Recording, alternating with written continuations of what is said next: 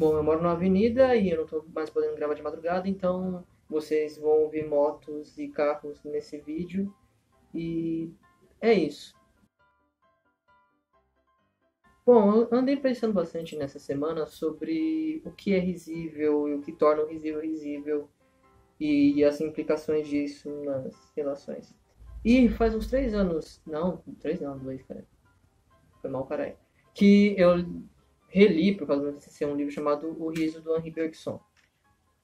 E nele, na verdade, é um livro, uma coletânea de 3 ensaios, de 3 ensaios. Enfim, nesse livro ele teoriza sobre o que torna algo risível risível.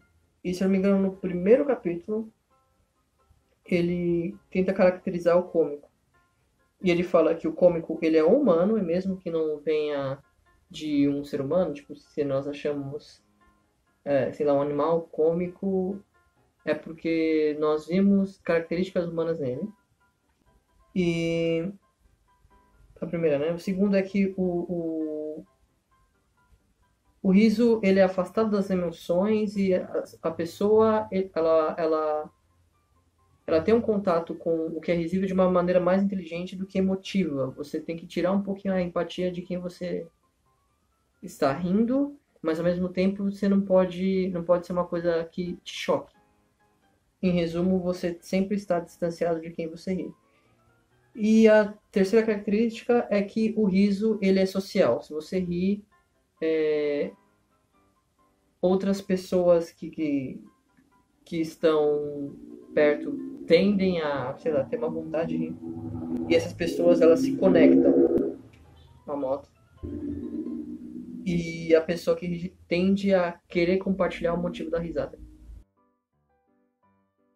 E nisso você começa a achar funções sociais desse riso, né? Porque tem até um ditado bem famoso latino que é castiga de ridendo mores, né? Que é você condena um costume rindo dele, porque o risível. Ah, outra coisa também que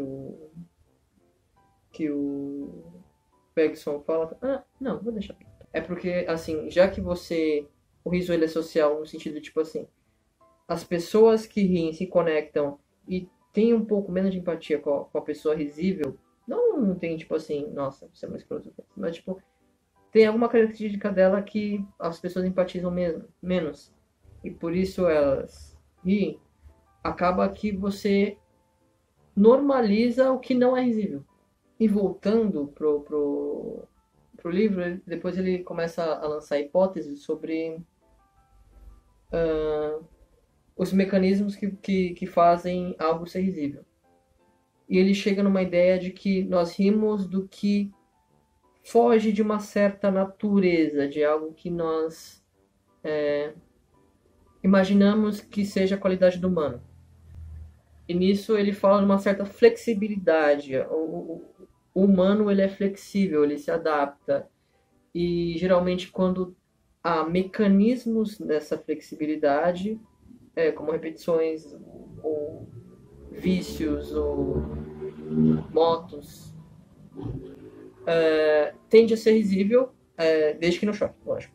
E é quando essas partes mecânicas sobrepõem a vida. Então esse automatismo, essa rigidez mecânica no humano é que faz os momentos, criam momentos risíveis. Quando você acha que a pessoa tem um exemplo, por exemplo, quando uma pessoa tropeça e cai.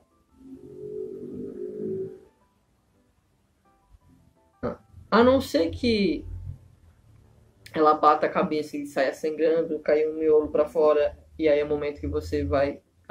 Você não vai rir porque você vai estar chocado, a não ser que você seja um psicopata. Você vai ter uma tendência a dar uma risadinha. Por que a pessoa tropeçou e caiu? Porque ela estava num. Provavelmente ela não estava vendo, ela não estava prestando atenção, então ela mecanizou seus próprios passos e nessa criou um momento que teve a falha e essa falha fez essa pessoa cair. E essa falha que gerou o fracasso nessa continuidade do humano é risível. Mas agora pensando a partir de pessoas que criam piadas, né? Que criam situações risíveis. E pensando nesse social, né? E pensando também nos momentos que a piada acontece. Quem ri? Porque a piada sempre, ela... Não sei se sempre, mas eu acho que ela sempre vem de uma quebra desse normal. Sempre tem uma continuidade que é quebrada. Sempre tem uma continuidade que é quebrada. Sempre tem uma continuidade que é quebrada. Sempre tem uma continuidade que é quebrada, uma ideia que está seguindo o fluxo, e daqui a pouco tem algo que quebra, que é uma coisa estranha. Quem ri acaba criando esse mecanismo social que dita o que é estranho, certo? E aí, a partir da perspectiva de quem cria piada, de quem faz rir, quem cria a coisa, né? Quando nós criamos uma piada pensando que a piada ou o momento risível, ele parte de uma normatização que se quebra, sabe? Tem sempre sei lá, um punch, alguma coisa assim que dita o que é esperado para o futuro, esse esperado é quebrado. Como nós quebramos e o que nós normatizamos e o que nós, entre aspas, condenamos, pensando na frase do latim. Esse estranhamento significa que algo que acontece depois, né, nesse piada, nesse momento risível, você ditou como estranho. E o que é o estranho hoje em dia, sabe? E a partir da perspectiva de quem é risível, e sei lá, num círculo de amigos, alguma coisa assim, se você tá bem em se sentir risível ou não em alguns momentos. Porque, por exemplo, sei lá, eu sou uma pessoa que faz muita piada pessoa que faz muita piada autodepreciativa. Quem me conhece na vida assim sabe. Mas hoje eu sei quais são os momentos que às vezes eu tô fazendo porque eu me conheço e eu sei que isso não vai me afetar. Eu sei que já teve momentos da minha vida que eu fazia pra me enturmar. Mas tem um rolê aqui, por exemplo, quando acontece, sei lá, um bullying, geralmente a pessoa que arrasta, né? A pessoa que faz bullying. O que ela quer nesse pequeno espaço que ela tá, nessa pequena mini sociedade? De certa forma, ela quer normatizar ela de um jeito que essa pessoa que tá zoando fique um pouquinho mais normal e assim ela tenha um status maior na hierarquia das relações. Vale a pena você estar nessas relações? Então, e o que fazer para sair dessas relações? Procurar outras relações é o que eu acho, sabe? Tipo, procurar novas pessoas, assim, viver. Sei lá, depois eu percebi mais velho que quando alguém queria me zoar alguma coisa assim, nesse sentido mais de, ah, taxar você como tal pessoa dentro do círculo social sem ter uma intimidade, alguma coisa assim, eu só ignoro a pessoa e vou para outro canto. Mas eu nem sempre fiz isso, e aí é uma coisa que acho que principalmente se você é mais novo, se você é pré-adolescente, adolescente é uma coisa muito importante de se pensar. E além disso, pensando também nas pessoas que criam piadas, da onde vem o risível para você, sabe? Porque, por exemplo, eu trabalho com improviso, ou trabalhava antes do corona, e o que vem na mente primeiro que você quer usar para fazer o público rir, você vai usar.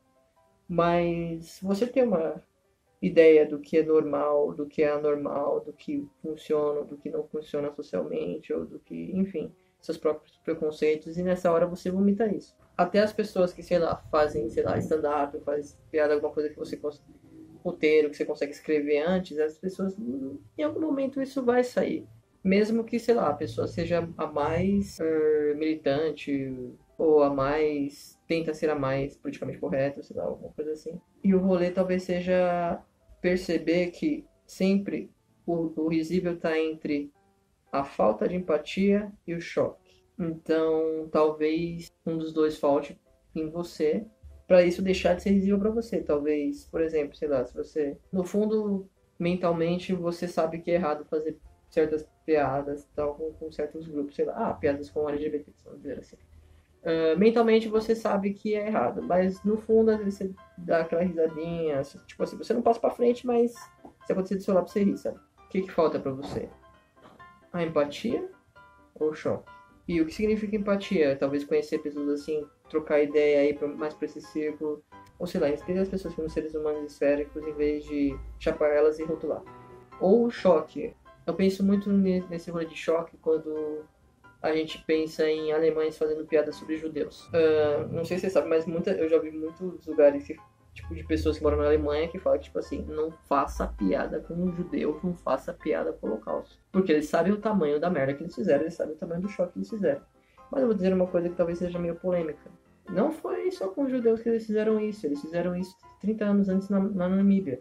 Não o número de pessoas, não com gás letal, mas houve também um genocídio na Namíbia. E é um lugar, uma história que, apesar de estar documentada, ninguém fala e não se choca se falar, sabe? Assim como, sei lá, teve também o primeiro caso de genocídio, que foi o genocídio armênio. O primeiro caso de genocídio eu falo que chamaram, isso aqui é um genocídio, que é de mais ou menos 1915, 16. Já vi stand-ups gringos fazendo piada com isso, então essa consciência criou um choque que faz com que isso não seja risível.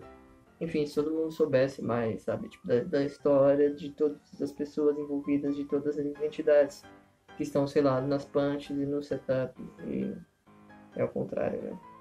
Enfim, das piadas ou das histórias, talvez isso faça ela falar, eita, acho que é meio mancadinha. E talvez o limite do humor esteja por aí, mais ou menos, né? Não sei, aí é um passo muito grande. Mas eu acho que o limite da piada ou o limite do riso não está no riso em si, está na pessoa. E talvez tenha certas sensibilidades, certos choques que nós, como sociedade, ainda não tivemos para aprimorar o que deve ser risível e o que não deve ser risível. E pensando o riso como algo social, quais são os problemas sociais que nós temos, ou quais são as contradições da nossa sociedade. Essas contradições geram hipocrisias e essas hipocrisias são risíveis. E talvez seja aí que nós, enquanto criadores, devamos trabalhar enquanto pessoas que riem de piadas que nós não deveríamos rir, talvez atizar mais acessibilidade em vez de só não se forçar a tentar rir, porque uma hora isso escapa, sabe? E é isso, talvez o limite do humor que as pessoas falam, já que eles pensam o humor como comédia, seja o limite do riso. E o limite do riso está entre a empatia e o choque. Talvez, se você for pro lado bergsoniano, eu tô com sono.